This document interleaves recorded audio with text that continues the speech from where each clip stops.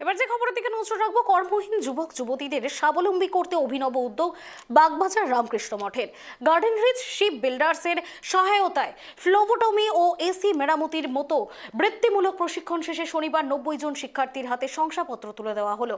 হাতে কলমে এই শিক্ষার মাধ্যমে পিছিয়ে পড়া ছাত্রছাত্রীদের কর্মসংস্থানের উপযোগী করে তোলাই মাঠের মূল লক্ষ্য।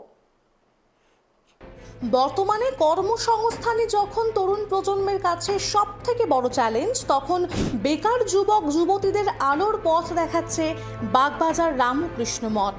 মঠের অধীনস্থ মা শারদা স্বনির্ভর কেন্দ্রের উদ্যোগে এবং garden reach ship builders and ইঞ্জিনিয়ার্সের আর্থিক সহায়তায় সফলভাবে সম্পন্ন হল 2025 থেকে 26 বর্ষের বৃত্তিমূলক প্রশিক্ষণ কর্মসূচি।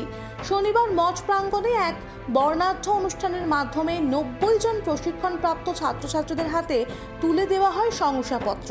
সমাজের আর্থিকভাবে পিছিয়ে পড়া তরুণ তরুণীদের স্বাবলম্বী করে তোলাই এই প্রকল্পের মূল উদ্দেশ্য। এদিনের অনুষ্ঠানে উপস্থিত ছিলেন জিআরএসির ডিরেক্টর শ্রী নিরঞ্জন বালেরাও, বাগবাজার রামকৃষ্ণ মঠের অধ্যক্ষ স্বামী নিত্যমুক্তানন্দজি মহারাজ, জিআরএসের ডেপুটি ম্যানেজার শ্রী রবি সাহা, পশ্চিমবঙ্গ সরকারের প্রাক্তন ডিএমই শ্রী দেবাশিস ভট্টাচার্য এবং স্বামী অভিন্নানন্দ। অনুষ্ঠানে স্বামী নিত্যমুক্তানন্দজি মহারাজ বলেন, স্বামীজির আদর্শে যুব সমাজকে স্বনির্ভর করে তোলাই আমাদের প্রধান ব্রত। এরা সাধারণ পরিবারের মানুষ, ছেলে এবং মেয়ে বোধ আছে।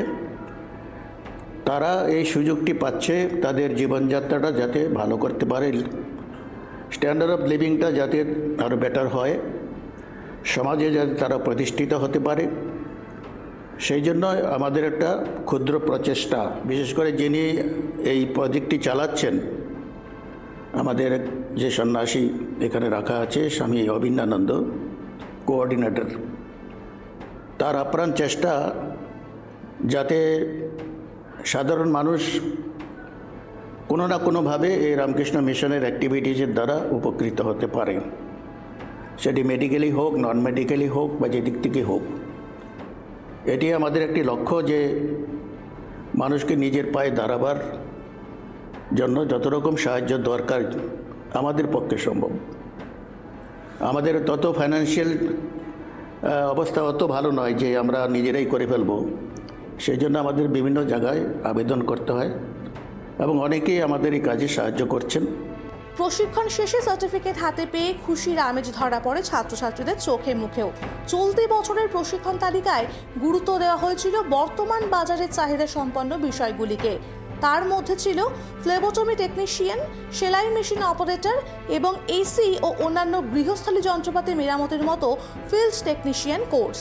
উদ্যোক্তারা জানান, কেবল পুঁথিগত শিক্ষা নয়, বরং হাতে কলমে বাস্তবমুখী প্রশিক্ষণের মাধ্যমে শিক্ষার্থীদের কর্মসংস্থানের উপযোগী করে তোলাই ছিল তাদের লক্ষ্য।